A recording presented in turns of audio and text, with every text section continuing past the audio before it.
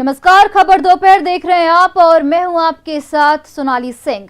नवादा जिले में खाद की किल्लत से किसान परेशान है। सही समय पर खाद नहीं मिलने से किसानों की खेती प्रभावित हो रही है। जिले के हिसुआ नारदीगंज में खाद को लेकर किसानों ने सड़क जाम कर दिया है।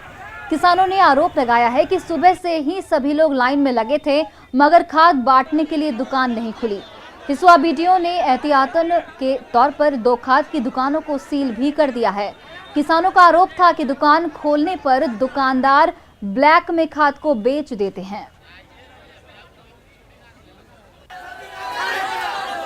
खाद नहीं मिल रहा है, परेशान है हम लोग 10 रोज से। आज ऐसा बोलिए, ऐसे किसान ऐसा खाद रखे हुआ है, उसके बाद हम लोग को खाद मिल रहा है। बीओ पैसा मांग रहा है।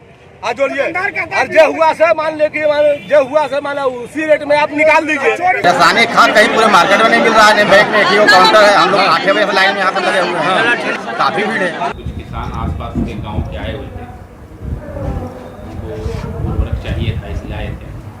और 2 दुकान था यहाँ पे हिसुआ में, जहाँ से उनको खाद प्राप्त करना था, परंतु किसानों की संख्या अधिक होने और उसके सापेक्ष में उपलब्धता खाद की कम होने के कारण वितरण कार्य सुचारू ढंग से नहीं हो सका। किसान का आरोप है कि आधी रात को खाद बिक रहा है, काला बाजारी हो रहा है।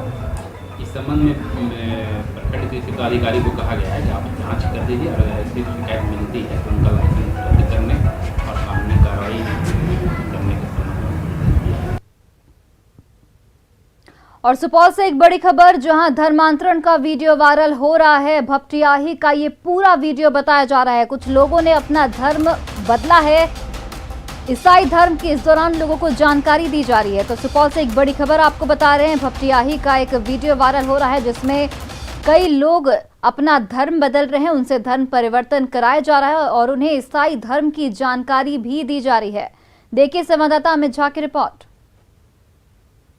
सुपौल के भीमपुर में धर्मांतरण की खबर आने के बाद लगातार ये भी खबरें मिल रही हैं कि अपने इस इलाके में ईसाईकरण भी जोरों पर है। अभी हम जिस जगह पर मौजूद है, यहाँ आज से कुछ दिन पहले प्रार्थना सभा लगी हुई थी, जिसका वीडियो भी वायरल हुआ है। लेकिन अब ये जगह छोड़कर वो लोग जा चुके हैं और अभी वर्तमान में घर में ताला लटका हुआ है और यहाँ पर कोई भी मौजूद नहीं है। ये वही स्थान है जहाँ पर से धर्मांतरण की पूरी प्रक्रिया चलती है और लोगों को ईसाईकरण के लिए लुभाया जाता है। खासकर उन कास्ट को लुभाया जाता है जो SC ST से ताल्लुक़ रखते हैं, जिनमें शिक्षा की घोर कमी है, और उन्हें हिंदू धर्म के विरोध में बरगलाकर उन लोगों को ईसाई बनने के लिए लगातार प्रोत्साहित भी किया जाता है। उन्हें धन का भी लोभ दिया जाता है, कपड़ा और अन्य जरूरी दवाइयाँ भी उन्हें मुहैया कराई जाती हैं। अभी कुछ लोग मौजूद हैं जो यहाँ के रहने वाले हैं, प्रत्यक्षदर्शी हैं, जो बताएंगे कि आखिरकार ये किस तरीके से चलता रहा। यहाँ पर राखिए 2 साल हो गया होगा। क्या क्या होता था यहाँ? क्या होता है वो हम नहीं जानेंगे, क्योंकि हम एक रोज़ कभी नहीं आए हैं इसमें, भागने लिए हैं। बहुत लोग आता था लेकिन हम कभी नहीं आए।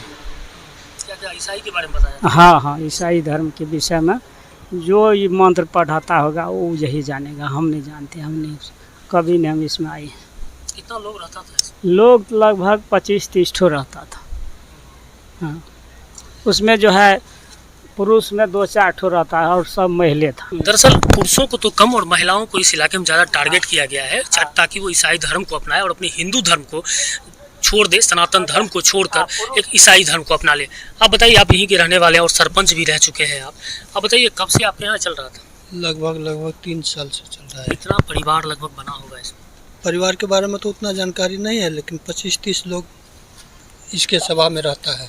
तो आप लोग यहाँ पर हिंदू धर्मावलंबी सभी लोग हैं और अनुसूचित जाति जनजाति से सभी बिलोंग करते हैं, आप पढ़े लिखे लोग हैं, तो लोगों को इसके प्रति जागरूक नहीं किए कभी? क्या हम लोग भी उतना पहले नहीं जानते थे, बाद में जो धर्म परिवर्तन का जो सिलसिला जारी किया ना, तब लोग को बताने लगे। हम भी बताए लोग को, तब जाके लोग कम हुआ, आना जाना इससे कम हुआ।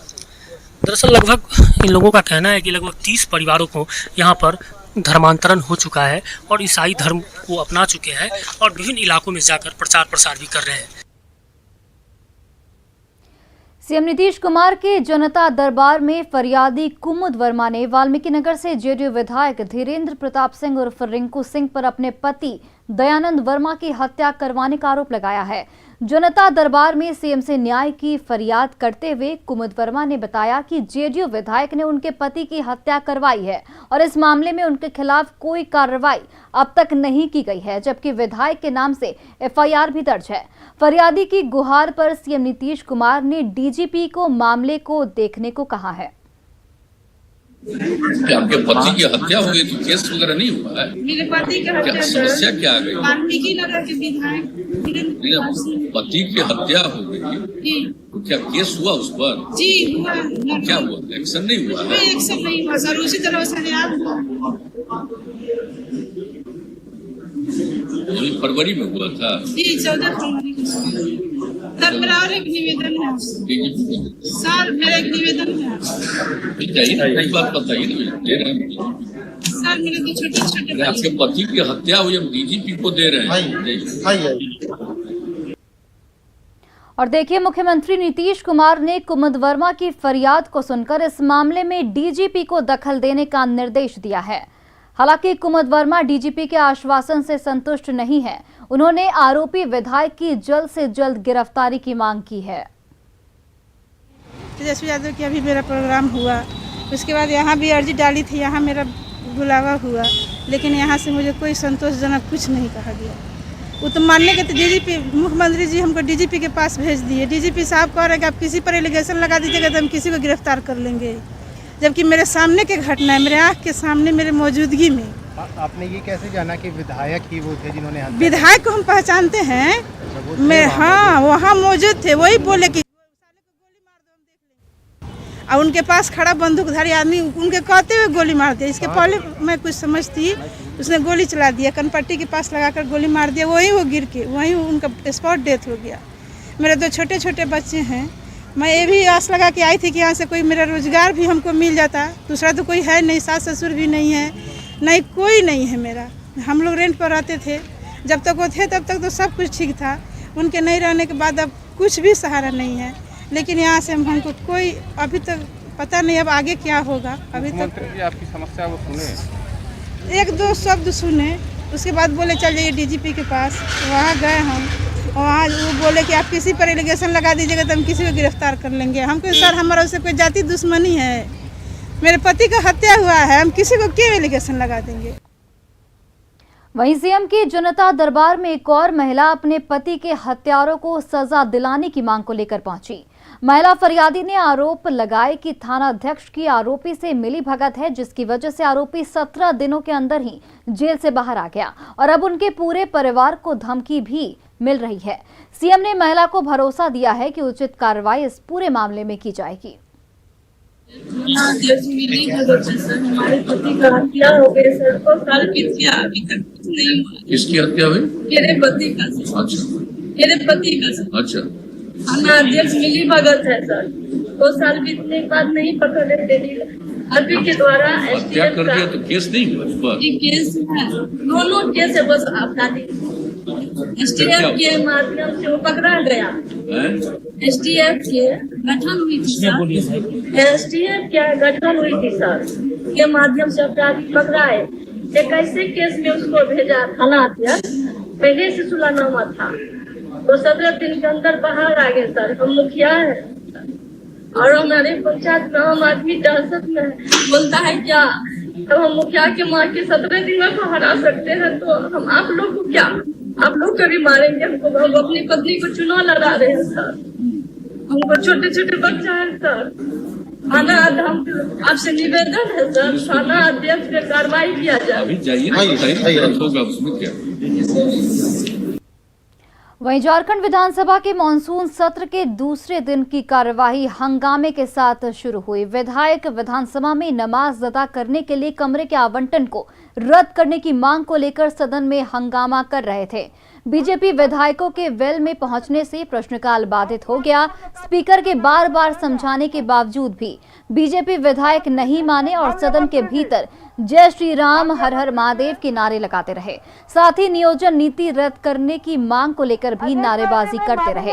बीजेपी विधायकों की लगातार नारेबाजी के बीच स्पीकर ने विधानसभा की कार्यवाही दोपहर 1:15 बजे तक स्थगित कर दी है। और देखिए दो तस्वीरें आपके सामने, जहां पर एक तस्वीर में सदन के अंदर विपक्ष यानी कि बीजेपी के विधायकों की ओर से हंगामा किया जा रहा है और दूसरी तस्वीर सदन के बाहर की बताई जा रही है, जहां पर बीजेपी के विधायकों द्वारा भजन गाकर अपना विरोध जताया जा रहा है। विधानसभा में नमाज के लिए कमरा आवंटित करने पर बीजेपी ने सदन के बाहर जमकर विरोध किया। ढोल, झाल और ताशे के साथ बीजेपी विधायकों ने स्पीकर के फैसले पर अपना विरोध जताया। वहीं बीजेपी के विरोध पर सत्तारूढ़ गठबंधन के दल हमलावर दिखे और छोटे मुद्दे को बड़ा बनाने का आरोप लगाया। ये छोटा मामला को इश्यू बना रहे हैं। अगर नमाज पढ़ने के लिए अनुमति दे दी गई है तो क्या गलत किया गया है?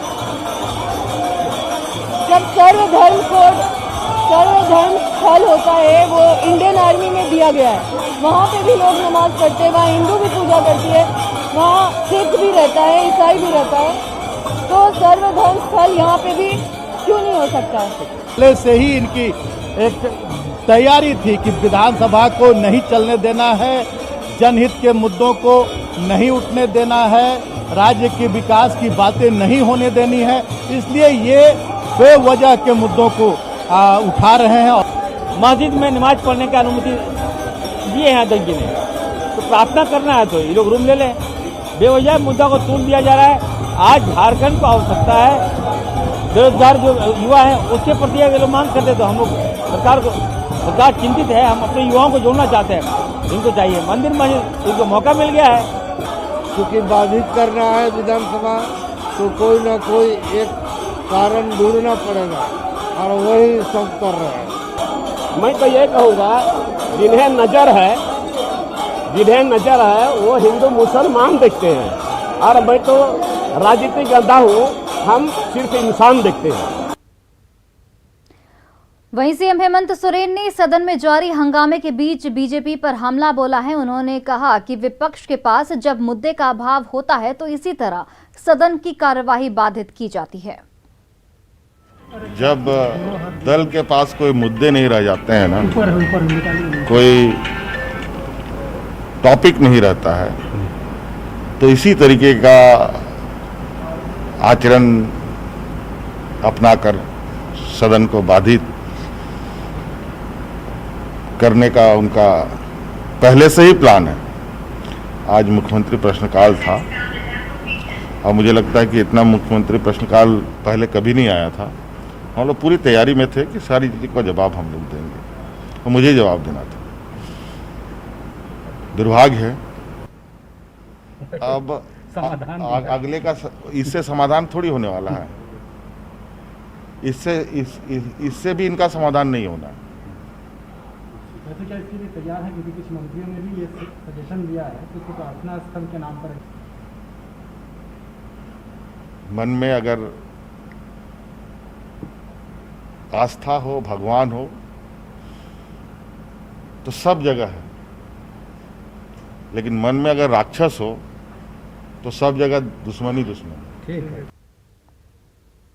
और इसी बीच एक बड़ी खबर, केंद्रीय टीम की बड़ी बैठक हुई है। बिहार के अधिकारियों के साथ ये बैठक की गई है। बाढ़ ग्रस्त क्षेत्रों का इस दौरान केंद्रीय टीम जायजा लेगी। तो पटना से एक बड़ी खबर आपको बता रहे हैं, जहां पर बाढ़ग्रस्त इलाकों का केंद्रीय टीम जायजा लेगी। टीम में केंद्रीय गृह मंत्रालय से संयुक्त सचिव भी शामिल है और बैठक में आपदा प्रबंधन विभाग ने प्रेजेंटेशन दे दिया है। बिहार में हुए बाढ़ से नुकसान का जायजा लेने के लिए केंद्रीय टीम पटना आई हुई है। केंद्रीय गृह मंत्रालय के संयुक्त सचिव राकेश कुमार सिंह की अगुवाई में आई टीम ने बिहार सरकार के आला अधिकारियों के साथ बैठक की। बिहार सरकार की तरफ से मुख्य सचिव त्रिपुरारी शरण ने इस बैठक का नेतृत्व किया। मुख्य सचिव के अलावा आपदा प्रबंधन विभाग के प्रधान सचिव प्रत्यय अमृत के अलावा पथ निर्माण विभाग के प्रधान सचिव अमृतलाल मीणा समेत कई अधिकारी इस दौरान मौजूद रहे। बैठक में आपदा प्रबंधन विभाग के प्रधान सचिव प्रत्यय अमृत ने प्रेजेंटेशन भी दिया।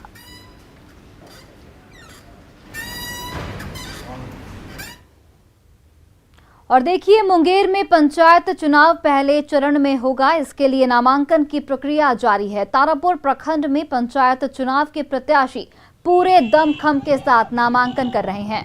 बाइक रैली, घोड़ा गाड़ी और नगाड़े के साथ प्रत्याशी शक्ति प्रदर्शन भी कर रहे हैं।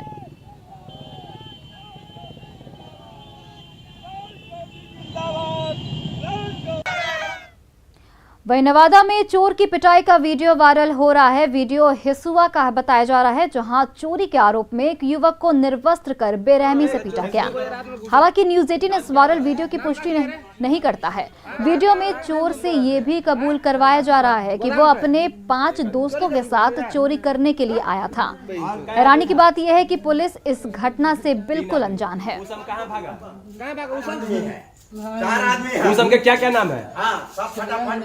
एक मिनट रुको जी। उस समय क्या नाम है? सूरज, बिक्की और राहुल। और तुम्हारा नाम क्या है? राजू। पापा को जी नाम हो रहा है? नाम क्या है? पूर्वी चंपारण में मोबाइल छीनकर भाग रहे बदमाश को ग्रामीणों ने पकड़ा और उसकी जमकर पिटाई कर दी। आरोपी की पिटाई का वीडियो सोशल मीडिया पर वायरल हो रहा है। घटना पताही के कोदरिया का बताया जा रहा है, जहां मोबाइल लेकर भाग रहे एक चोर को ग्रामीणों ने मिर्जापुर पेट्रोल पंप के पास पकड़ लिया और उसे जमकर पीटा। बाद में सूचना पर मौके पर पहुंची पताही पुलिस को ग्रामीणों ने उसे सौंप दिया। पकड़ा गया आरोपी रामपुर मनोरथ गांव का पवन सिंह बताया जाता है। पुलिस ने उसके पास से 2 मोबाइल और एक चाकू भी बरामद कर लिया है।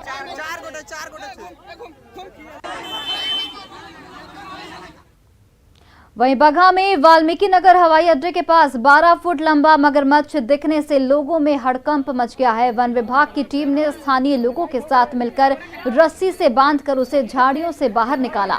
रेस्क्यू करने में वन विभाग को काफी परेशानियों का सामना करना पड़ा। करीब 2 घंटे की कड़ी मशक्कत के बाद मगरमच्छ को बाहर निकाला गया और तब जाकर लोगों ने राहत की सांस ली।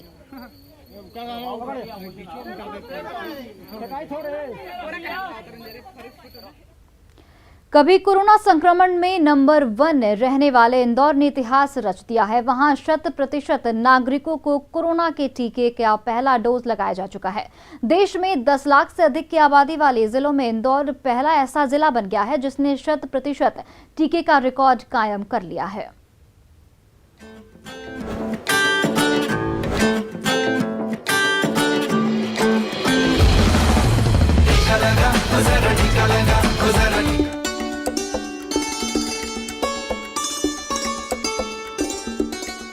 मध्य प्रदेश की आर्थिक राजधानी इंदौर ने एक बार फिर नया कीर्तिमान रचकर पूरे देश में कामयाबी का परचम लहरा दिया है। 100% नागरिकों को कोरोना वैक्सीन के पहले टीके का डोज देने के बाद से ही यहां प्रशासनिक अमले में खुशी की लहर दौड़ गई है। जिला कलेक्टर इंदौर मनीष सिंह जहां खुद इस अभियान से जुड़े अधिकारियों और कर्मचारियों को मिठाई खिलाकर मुंह मीठा करा रहे हैं, तो वहीं मध्य प्रदेश के मुख्यमंत्री शिवराज सिंह चौहान भी इंदौर की इस उपलब्धि पर फूले नहीं समा रहे हैं। टीकाकरण जिनने किया है उस पूरे अमले को मैं हृदय से धन्यवाद देता हूं। उन्हें बहुत परिश्रम करके, बहुत मेहनत करके टीका लगाया। सारे कर्मचारियों को, क्राइसिस मैनेजमेंट कमेटी को बहुत बधाई देता हूं। और डेफिनेटली यहाँ के जो जागरूक नागरिक हैं, यहाँ के जनप्रतिनिधिगण हैं, यहाँ की मीडिया है, जो मीडिया ने बहुत पॉजिटिव कवरेज दिया हर बार, उससे लोग मोटिवेट हुए। हालांकि मध्य प्रदेश की आर्थिक राजधानी कहे जाने वाले इंदौर के नाम पहले भी कई उपलब्धियां हैं, लेकिन स्मार्ट सिटी, वाटर प्लस जैसे खिताबों से नवाजे जाने के बावजूद इंदौर प्रशासन जिले में चलाए जा रहे कोरोना वैक्सीनेशन अभियान के आंकड़ों से संतुष्ट नहीं था। यही वजह है कि प्रशासनिक अमले और स्वास्थ्य विभाग की टीम ने इंदौर में टीका महाअभियान को लेकर अपनी पूरी ताकत झोंक दी, जिसका असर ये हुआ कि इंदौर ने 100% वैक्सीनेशन के मामले में नया कीर्तिमान रच दिया। बीते मंगलवार शाम तक इंदौर में 100% नागरिकों को कोविड वैक्सीन का पहला डोज लगाया जा चुका था। लेकिन चूंकि इंदौर कमर्शियल कैपिटल है मध्य प्रदेश का, तो हम लोग ये अपेक्षा कर रहे हैं कि अभी भी फ्लोटिंग पॉपुलेशन ऐसी होगी जो लोग आते जाते रहते हैं इंदौर में, तो उनका ये जो वैक्सीनेशन का ड्राइव है वो चलता रहेगा। और आगे आने वाले समय में जो सेकेंड डोज लोगों की ड्यू है, उनसे भी हम सभी लोग अपील करते हैं कि जिन्होंने कोवैक्सीन लगाया है वो 29 दिन बाद और जिन्होंने कोविशील्ड लगाया है वो 84 दिन के बाद अपनी डोजेस बिना भूले हुए जरूर ले लें। दरअसल इंदौर में कोरोना संक्रमण की पहली और दूसरी लहर ने जमकर तबाही मचाई थी। यहाँ रोज मिलने वाले संक्रमित मरीजों की तादाद रिकॉर्ड स्तर तक पहुंच चुकी थी, जबकि शुरुआती दौर में चिकित्सा दलों को जनता का सहयोग भी नहीं मिल पा रहा था। लेकिन जल्द ही प्रशासन ने चुस्ती दिखाते हुए हालात पर नियंत्रण पा लिया। और फिर जागरूकता के साथ साथ इंदौर में व्यापक टीकाकरण का दौर चला, जिसका नतीजा आज सामने है। बहरहाल इंदौर अपनी इस कामयाबी पर गर्व कर रहा है। उम्मीद है दूसरी डोज की बारी आने पर भी इंदौर ऐसे ही दूसरे राज्यों के लिए मिसाल कायम करेगा। Bureau report, news 18 network.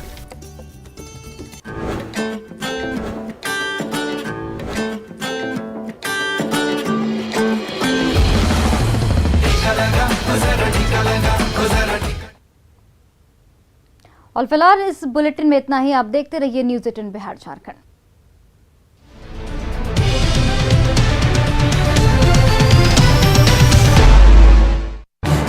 इस न्यूज हेडलाइंस के प्रायोजक पेट सफा आयुर्वेदिक